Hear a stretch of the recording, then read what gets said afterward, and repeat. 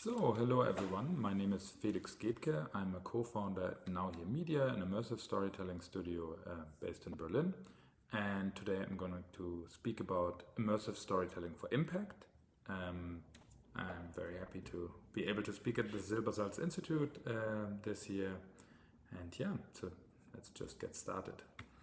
I will start with an introduction of our practice, how we work, what we do, and then really use case studies of a project we have been working on to dig a little bit deeper. So first I'm going to speak about Home After War, then Teen Book India, an AR project from India, then Kosunda, 6-door volumetric VR project, interactive from Nepal, and last but not least, the latest project we did, You Destroy, We Create, which is a 360 video we did in Ukraine last year. Yeah, so at NowHere Media we design immersive experiences, and that can be VR, AR, other MR applications, and more.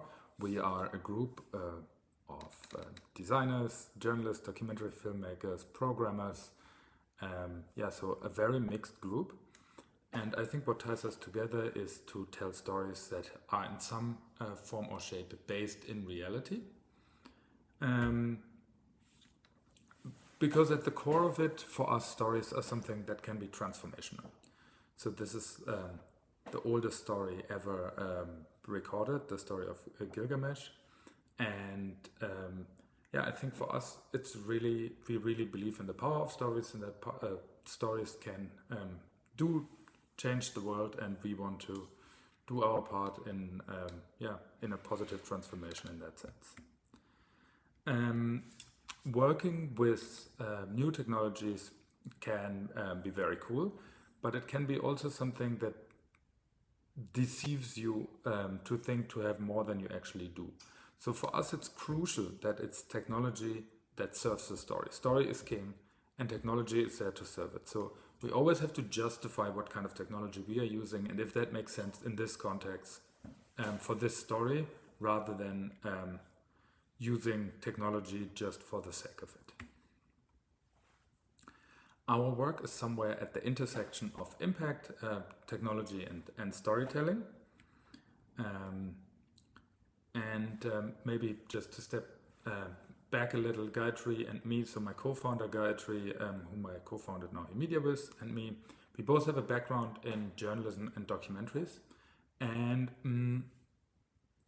it took us a while before we actually discovered, so to say, immersive technologies. And the few points that made it for us really stand out was a sense of presence, so that you really feel present in a different place.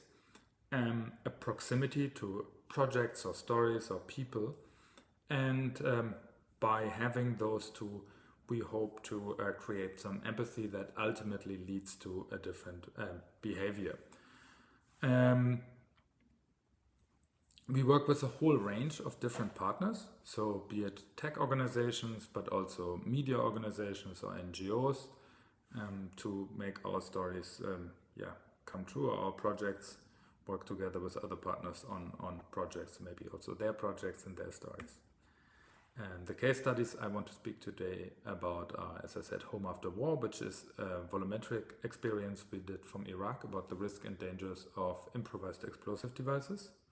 Teen Book India, which is an AR project that we developed together with an Indian NGO, as well as Kosunda, Speak to Awaken, which is a VR experience in which one is encouraged to speak an indigenous language called Kosunda. And as I said, last but not least, You Destroy, We Create, a 360 film about the war on Ukraine's culture. Let me start with showing you the trailer for Home After War.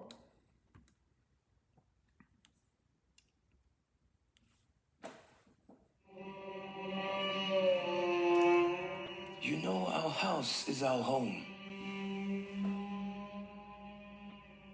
When ISIS came here, I heard fighting between them and the security forces. Bombs were falling from planes. We took the car and fled.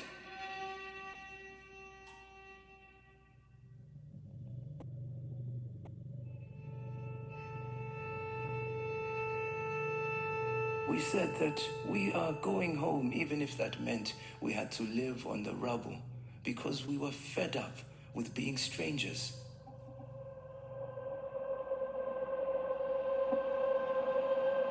We heard that there were houses where the electricity was booby-trapped. If you see a bomb, you would usually recognize it. But this stuff is new.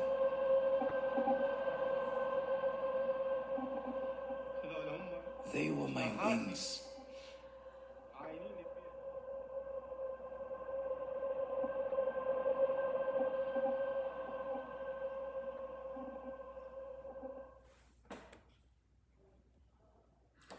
Yeah, so Home After War came out of the collaboration between GICHD, so the Geneva International Center for Humanitarian Demining, an NGO that's based in Geneva that is doing policy work around demining globally.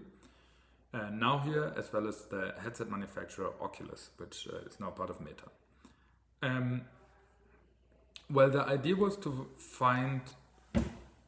to explore the topic of IEDs and improvised explosive devices left in civilian homes, which is something that happens in Iraq as well as in Syria as well as in Afghanistan. There are also some other places, but those three countries are the main places where it happens. And it kind of shocked us, this idea of having a lot of these horrible bombs in civilian homes. And as you can see from this map, this is a place where in Iraq where we were together with some demining operators, and they showed us all these little stars show different kinds of explosives they have found along this road. So the starting point for this was for us to trying to imagine what it means if home becomes a place you fear. So for most of us, being home and being being home gives a sense of security, gives a sense of feeling safe.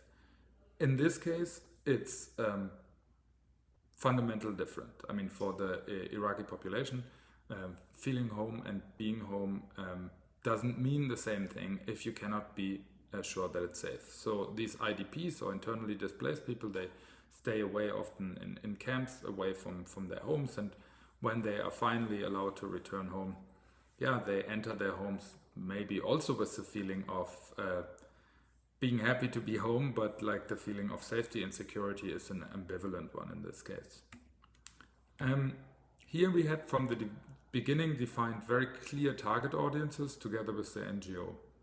The gentleman whom you see here in the picture is the Iraqi ambassador to the United Nations in New York, and that's a little bit of a spoiler, but we knew that we wanted to target policymakers like him. So we also designed the experience around this target audience primarily. We also reached a global festival audience, and we wanted to reach a more wider audience, but primarily we knew that we wanted to target decision makers with that. So we knew that those are in a certain age group, most of them are men, they are work for these big international organizations and so on. Working in Fallujah came with a lot of security and logistical constraints. So we had to move often with military convoys in order to go from A to B. Checkpoints took a very long time, also because we had a lot of suspicious looking equipment. So rocking up at the checkpoint with all this equipment to create 360 and VR environments was challenging. But we were very, very lucky and fortunate to have a trustworthy local team. So our team was absolutely crucial in making this happen.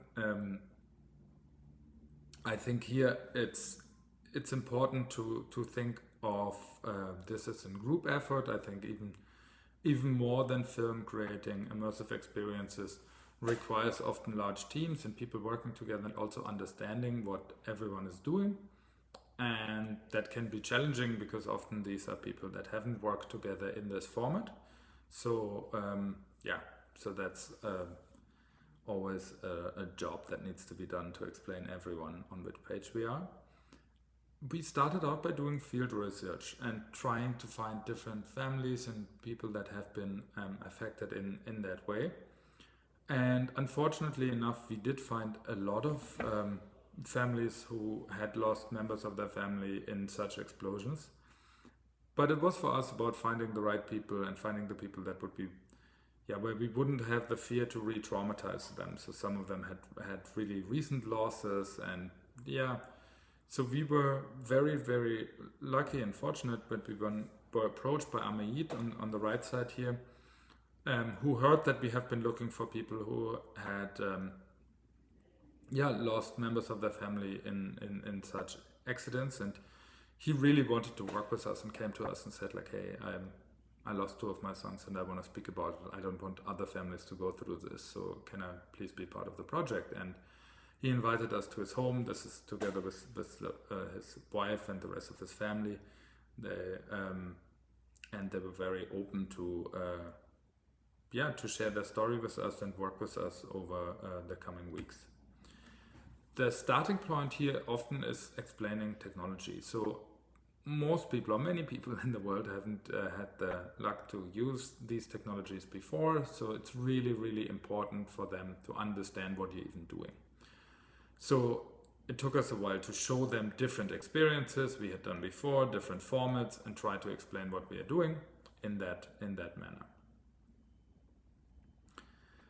In this case, since we know that the home was such a central part of their experiences, we wanted to use photogrammetry. So what is photogrammetry? It's a technique in which you take photos of a space in order to create it later in 3D. So we took hundreds of photos. Here you see me walking through the house, taking hundreds of photos, so that we could create that later in a 3-dimensional manner. So in the model, if it turns, all the white dots are kind of photos that were taken in the space.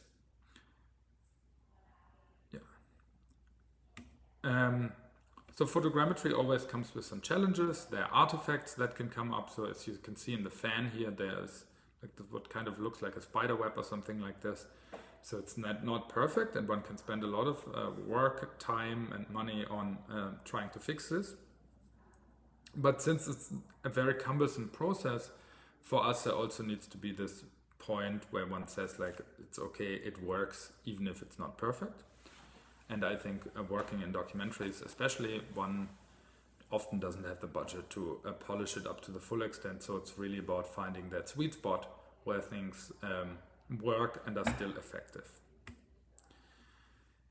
Now we had the environment in 3D and we wanted to place our protagonist in the space. And for that, we were working with stereo capture in this sense. We didn't want to bring Amayit somewhere else. It would have been way too difficult and complicated, and also change the story if we have brought him to a volumetric studio. So at the time there were no mobile volumetric solutions. So what we did was a stereo capture. So that basically means we have 2 cameras for both eyes that are linked in a stereo rig, and we filmed him against a green screen, and so that we could place him later in the environment. That came with the challenge of having a 2D figure in a 3D environment. So we placed him in the environment, but obviously the environment is 3-dimensional, whereas our Amayit, our protagonist, is recorded flat. So we had the issue with him either floating on top of the ground or being stuck into the ground. In order to overcome this, we put a little shadow at the bottom of his feet, so in order to not give this impression of him floating around. If one goes really close to him, one can still see that he is flat. But if you have more or less the distance that we had while filming, it works really well. And we also tracked him to the headset, so he turns with you when you look at him. In all VR experiences, there is this difference between times when you want to tell a story and where you really want to follow a certain format, but also give users the agency to explore space for themselves and discover a narrative for themselves. And to find the right balance in the two is always a challenge, because of course you want to allow people to explore something for themselves and discover the story. And that's also one of the powers of this interactive VR experiences. Nevertheless, you still want to tell a story and guide the user. So to find a balance in this, we do a lot of user testing. I think that's really crucial in that sense. this is how we script, or how we start to script. This was pretty normal script, then with just the added column for interactions. Then we often put this into little drawings where we see like, hey, this is an interactive element here. In this case, it's green, the door, or this is a 360 video, like the blue thing. And these are the 2 points where our protagonist is gonna pop up, where is the user gonna stand to understand like the spatial dimension of the story better. Ultimately, this got developed in a game engine. So in this case, we used Unreal, but in other projects we used Unity. So it's similar how computer games are done. So yeah, he was working with realities in this case for the photogrammetry. So this project, like many of our projects, involve a big multidisciplinary team at different stages. And someone who is like, I don't know, doing multisensorial installations is not necessarily someone who understands how, yeah, a sound designer works in a 3D environment or something like that.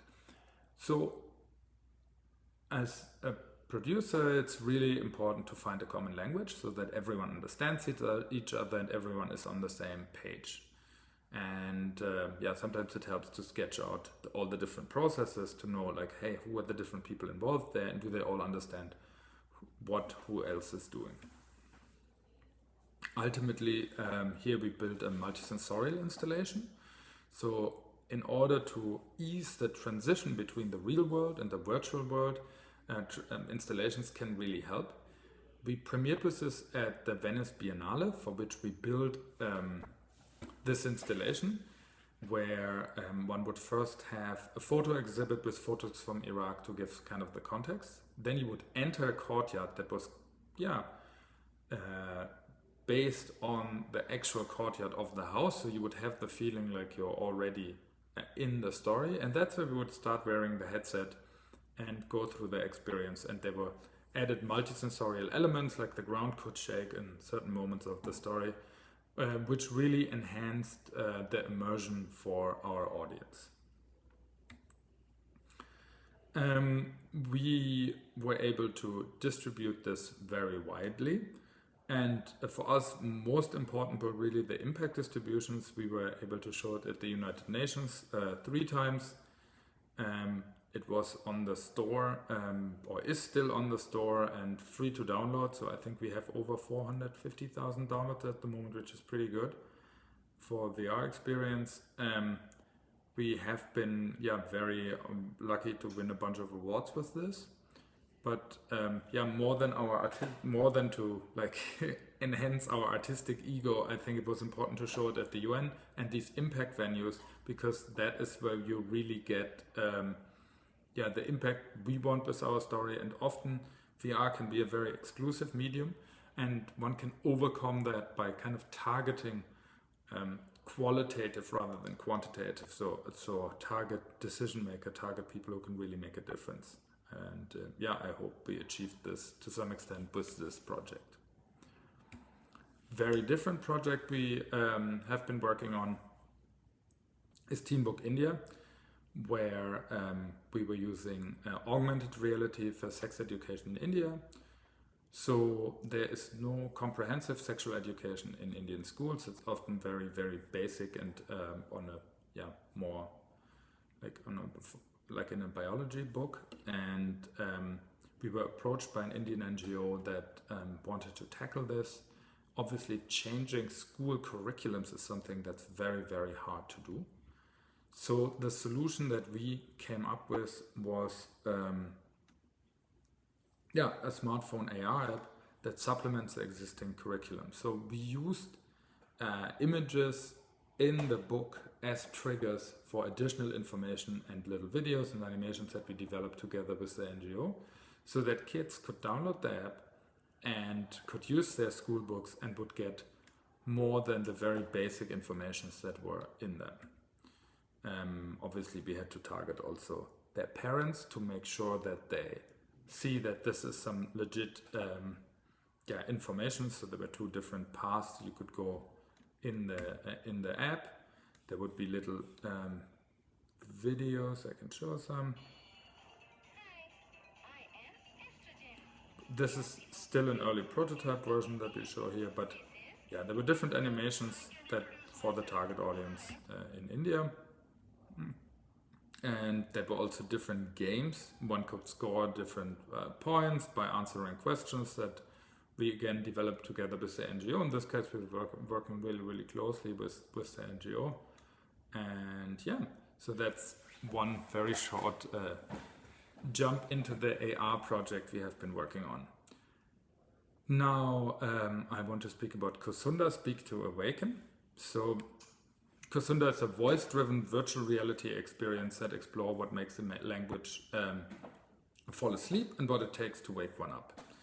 So Kusunda shaman Lil Bahadur has forgotten his mother tongue, and his granddaughter is learning the mother tongue. And that is very broadly the narrative we are following in this VR documentary, but I will also start with the trailer here to give you an overview.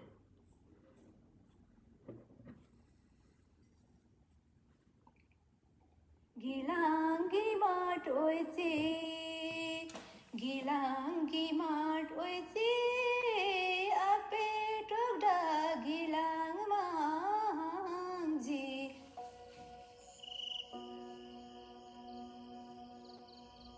अदराजैमा खाने बस्ने खाने पिने कुरो हुन्छ अब बेसीको भाषामा कसैलाई नराम्रो लाग्छ आफ्नो भाषाबाट बोल्न पाएपछि तपाईँले एकदम टन्न सुन्ने कुरो हुन्छ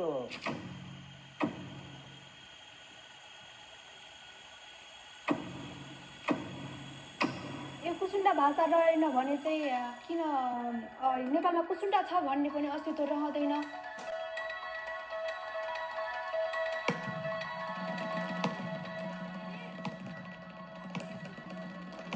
यो कुसुन्डा भाषा संस्कृतिलाई चाहिँ एकदम पनि बचाउन सक्छु भन्ने चाहिँ मलाई एकदम पनि आश छ आँट पनि छ है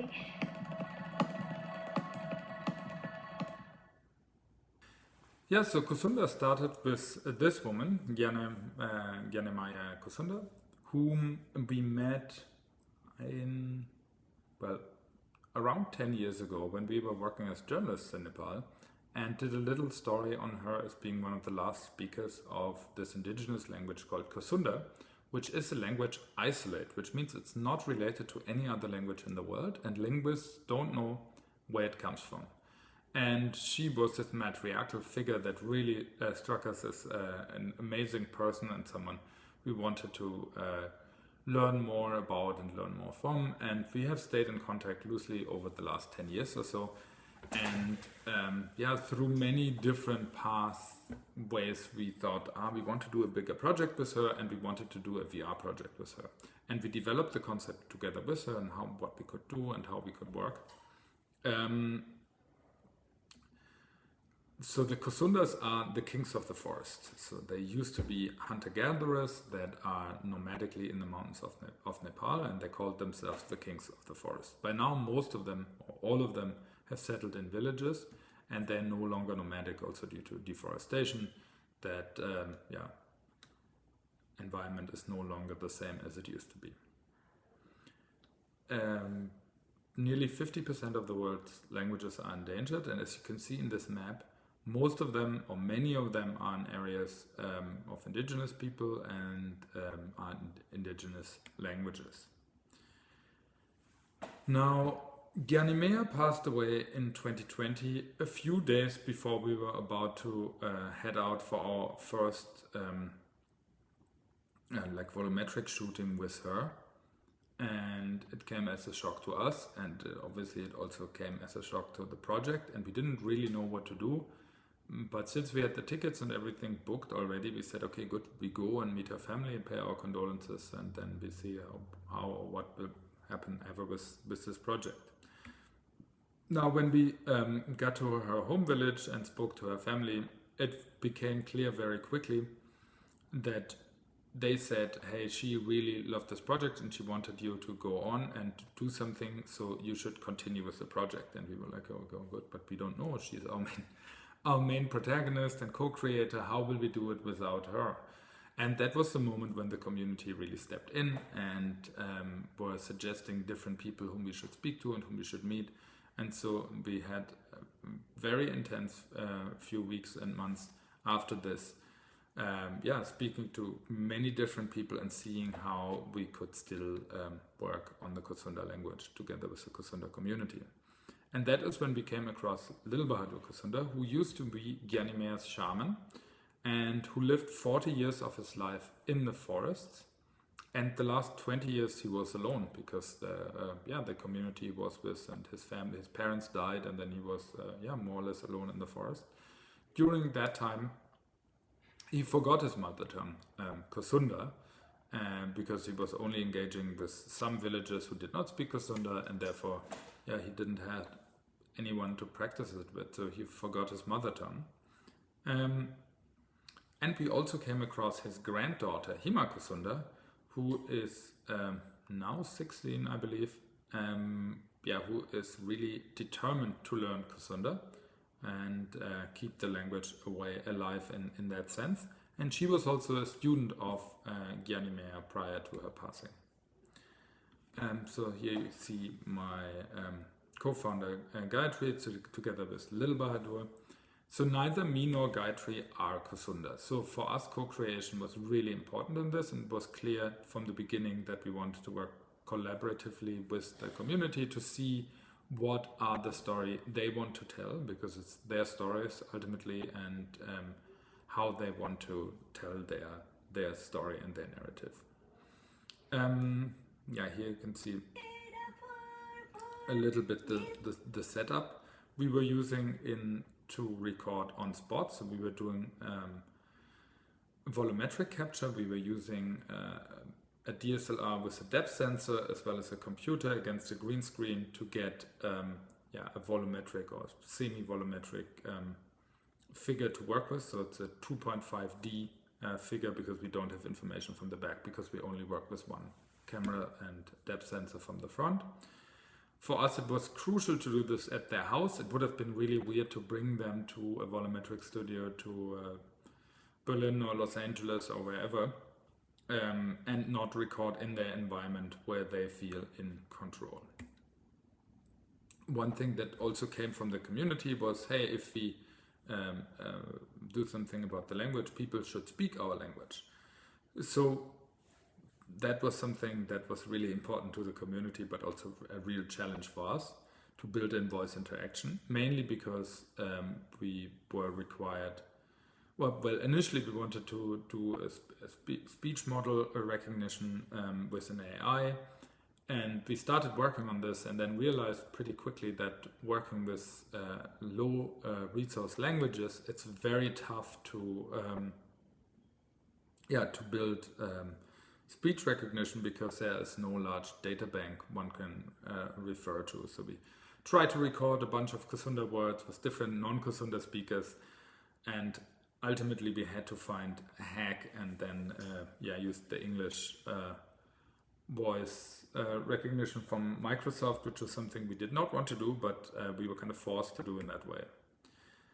Again, we were using photogrammetry to scan the environment of the house. This is where Little Bahadur lives, and we were using drones to do photogrammetry scans and cameras as well of the house as well as the surroundings. So to give a sense of the present day situation and where and how the Kusunda community lives now.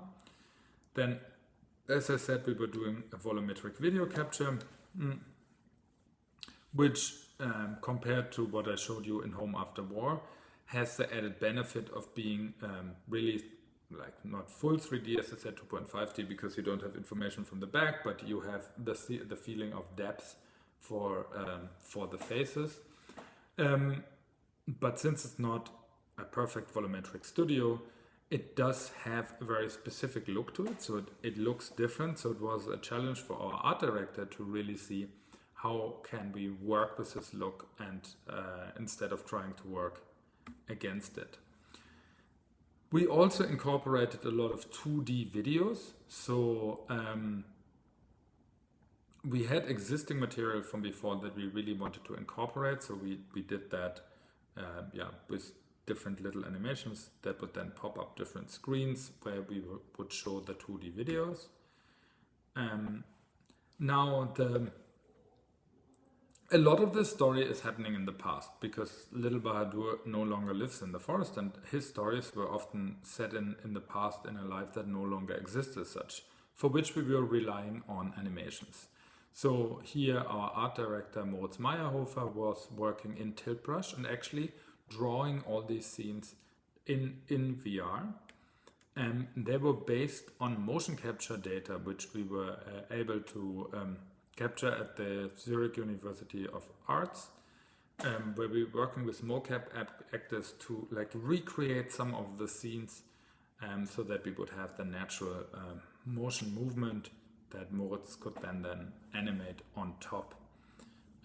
Here the challenge was really going back and forth with the Kosunda community on, hey, how did this work? How did this scene play out? How do you see that? Is it like this or more like this? And yeah, that was a lot of back and forth. It was quite challenging over the time, but I think ultimately paid off. Again, writing for Immersive, here we have all the different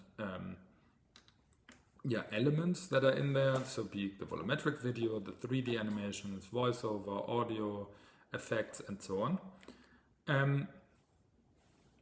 Now, one trick I think we started using on this project is really working with Lego. So having a Lego prototype early on helps us to understand a scene in 3D very quickly without having to actually code something and build something in 3D. But if you just have Lego figures to play around, it does help a lot. And we have been doing that quite a bit.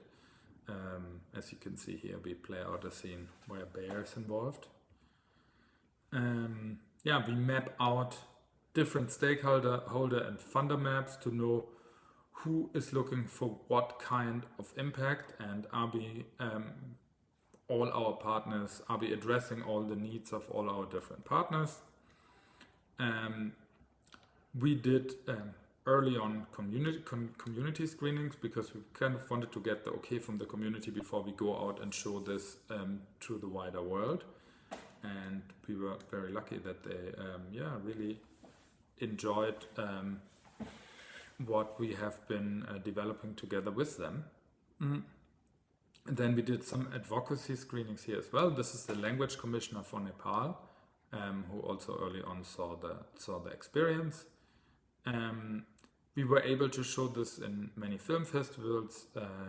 We premiered at Tribeca, but also showed it in a bunch of other places. Again, we worked with an installation here that's a little bit more simplified to the core, where we included 4 people that start simultaneously the experience. And they have a social component to work with. So they get different cards that prompt them to ask questions to each other about how they, the relationship they have to their mother tongue and to language more in general. And therefore made them start thinking about the topic before getting into the project. And the same happened after they had seen the experience. Yeah, we got very nice press coverage. We again won some awards, and but what was important here for us was that we were able, through the project, generate funding to do language revitalization projects that were not handled by us but by our partners and friends in Nepal. But we were able to raise the funding for that through the experience, which was great, because obviously it's one thing to have this VR experience about the language, but it's another thing to really have classes ongoing where the community can do everything to revitalize Kosunda. So this is a little bit the path that we have been using over a lot of our projects, and also with Kosunda, getting inspired by reality, imagining what kind of future do we want? Like, we want people to speak that language and that language have a different role, co-create with the community, define audience and a target audience and partners, adapt to challenges. Obviously, there are always challenges in every production. Then, as I said, justify and exploit immersive. Why are we using immersive technologies? Is it really needed? Is it not better done in, I don't know, radio piece? and then create the tools that you need to do that, distribute for impact, track impact, and so on, and repeat. Yeah, so this is kind of the pattern. You will see this in other projects as well. The most recent project we have been working on is You Destroy, We Create. It's a 360 video we shot last August in Ukraine about how culture and art has been targeted as part of the most recent Russian invasion, but also how the Ukrainian culture and artistic scene are reacting. Yeah, and how people are also protecting culture and cultural heritage in Ukraine. Yeah, let me start with the trailer as well.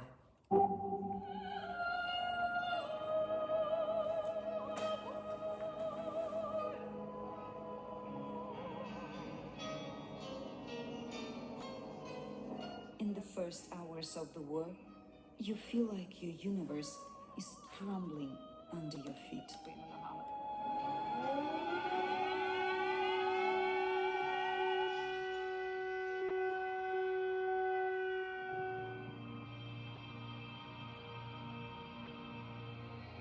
Despite the fact that my city is shelled every damn day, I'll continue to draw as long as I'm alive. This is imperial thinking. Nothing better can exist in Russia itself.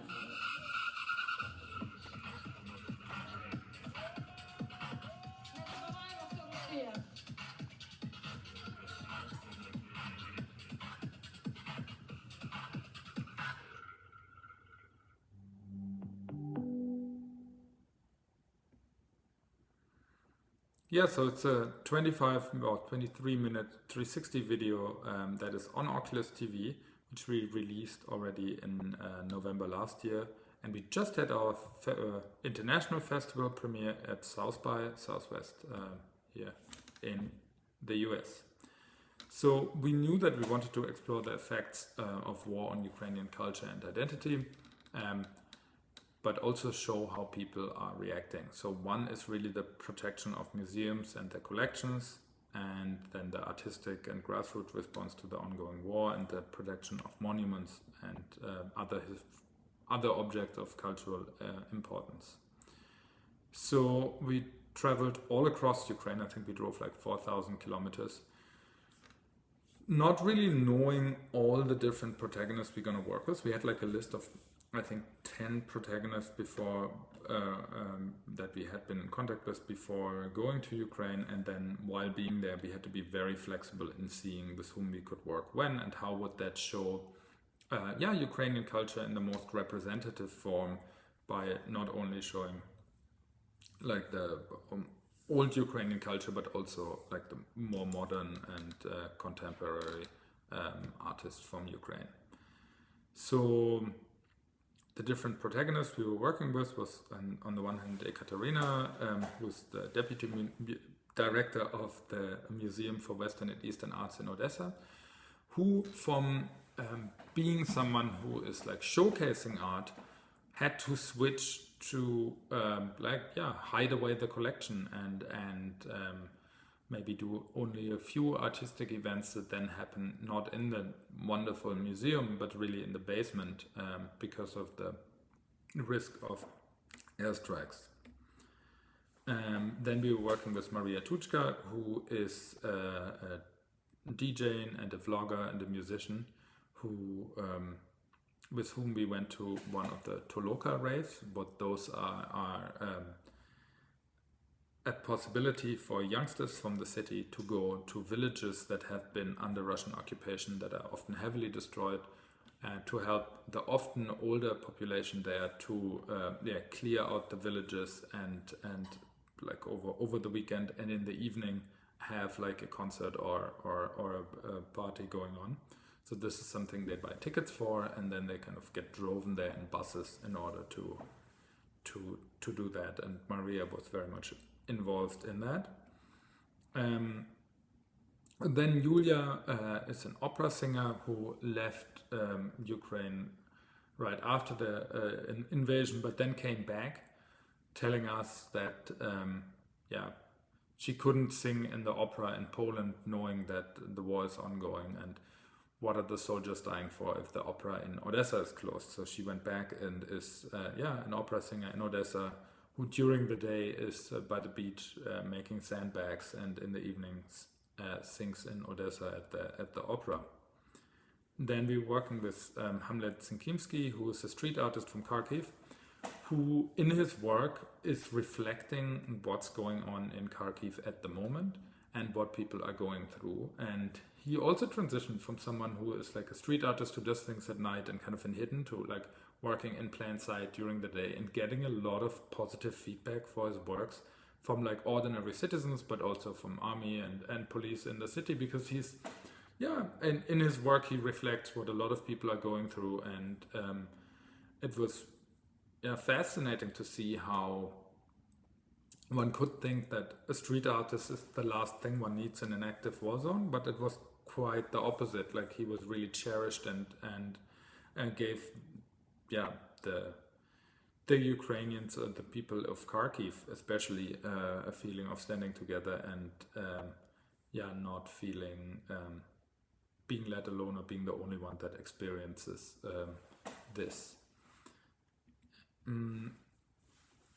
Again, we relied on the principle of co-creation, so we did work quite intensively with all our protagonists.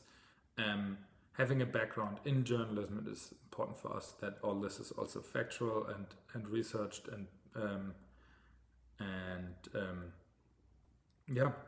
works in that sense. And of course, we also wanted to have impact and see how we can help the cultural and artistic scene and culture more generally in Ukraine at the moment. In the visual approach we were going for was, on the one hand, shooting 360 video, so with a 360 camera. Then we had a 180 camera setup that would allow us to be a little bit more flexible and on easy footing. And then we were using drone footage as well, stereo drone footage, or normal drone footage that we in post made stereo, as well as some archival 2D images. And there's some very basics animation, motion graphics in there. We wanted to come out with this project as soon as possible, so we really didn't had that much time to do more complicated animations, among other things. In this case, it was really important for us. We want to capture reality, what's going on right now. We want to allow like this level of immersion that viewers would otherwise not get, given that they had seen a lot of news footage from Ukraine, but maybe not something that like takes you one step closer in what it is to actually being there. And of course, as I said before, it's also really about the quick turnaround. Initially we thought, oh, maybe we do a 6-month project from Ukraine, but then it became clear the situation is changing so quickly, and if we do a 6-month project, but it takes 8 months before it's finished. And so 360 video was the way to go if we wanted to have a quick turnaround. It's already released online. In this case, it's unusual. Normally we do first a proper festival release and then an online release. In this case, we released it as soon as it was done online. Gathered press with us, but also in film festivals. So we showed it just at South by Southwest. We showed it at a documentary film festival, a FIPA doc in Biarritz. And we are also lucky to have been invited to a few other festivals in the coming weeks and months. We did an impact screening at the World Economic Forum in Davos, for which we actually created a shorter version together with an NGO called Aleph that is working on the protection of cultural heritage sites globally, worldwide, and they were using the shorter version there to showcase their work, but also to show the situation at the moment to policymakers and decision makers in Davos. And why a shorter version? We have been told that a lot of these ministers and the likes, they don't have the time to watch this 23-minute version. Therefore, we created a 5-minute version for those who have less time. And we are targeting museums around the world, as well as public exhibitions. There's also just one ongoing for the opening of the Ukrainian Institute in Berlin on the 29th of March, so very soon. Yeah, that's it from me. Thank you so much. If you have any questions, do feel free to reach out. I hope this helped you, and looking forward to seeing you at SILBERSALZ. Bye bye.